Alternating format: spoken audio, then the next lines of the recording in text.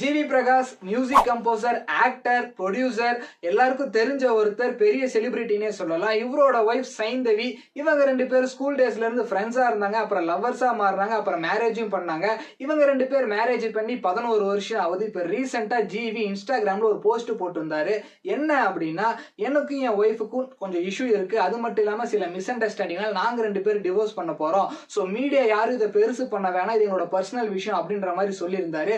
இவர் போஸ்ட் போட்ட கொஞ்ச நேரத்திலே வந்து பாத்தீங்கன்னா சோசியல் மீடியால நிறைய ட்ரோல்ஸ் வந்தது, மீம்ஸ் வந்தது, நியூஸ் சேனல் எல்லாமே இதை பத்தி பேசினாங்க. ஏன் அப்படின்னா, ஒரு செலிபிரிட்டியை கான்ட்ரவர்சி பண்ணா எல்லாருமே பார்ப்பாங்க, அது பிரபலமாகும் அப்படிங்கிறதுக்காக பண்ணாங்க.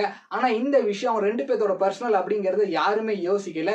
இது மட்டும் இல்லாம இது அவரை மட்டும் சொல்லியிருந்தா பரவாயில்ல, தனுஷ், ஐஸ்வர்யா இவங்க ரெண்டு பேர் டிவோர்ஸ் பண்றதுனாலதான் இவரு பண்றாரு, அடுத்தடுத்து இதே மாதிரி பண்றாங்க, ஏன் லவ் பண்ணி பிடிச்சுதானே மேரேஜ் பண்றாங்க, ஏன் இப்படி பண்ணணும் அப்படின்ட்டு சினிமா இண்டஸ்ட்ரியில இருக்க நிறைய பேர் இதை கான்ட்ரவர்சியா பேசினாங்க.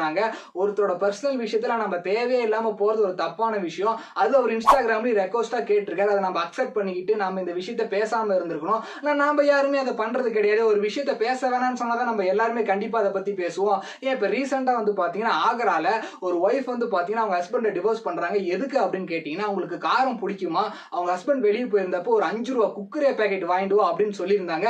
ஹஸ்பண்ட் ஏதோ ஒர்க்ல வந்து பாத்தீங்கன்னா மறந்துட்டு வாங்கிட்டு வராம வந்துட்டாரு. சோ அதுக்காக அவங்க ஒய்ஃப் வந்து பாத்தீங்கன்னா எனக்கு டிவோர்ஸ் வேணும் அப்படிங்கறத சொல்லியிருக்காங்க. இந்த விஷயம் பிரபலமா பேசப்படல. ஏன் அப்படின்னா, அவங்க ஒரு காமன் பீப்புள். ஒரு செலிபிரிட்டியா இருந்தா அது பெரிய விஷயமா சமுதாயத்துல வந்து பார்க்கப்படுறாங்க. காமன் பீப்புளா இருந்தா அது பெருசா தேவைப்படாது. ஏன் ஒரு நாளைக்கு, ஒரு வாரத்துக்கு, ஒரு மந்த்துக்கு இந்தியாவில் எவ்வளவு டிவோர்ஸ் நடக்குதுன்னு நம்ம யாராவது யோசிக்கிறோமா? யோசிக்க மாட்டோம். ஏன் அப்படின்னா, அவங்கலாம் வந்து காமன் பீப்புள், இவங்கலாம் செலிபிரிட்டி.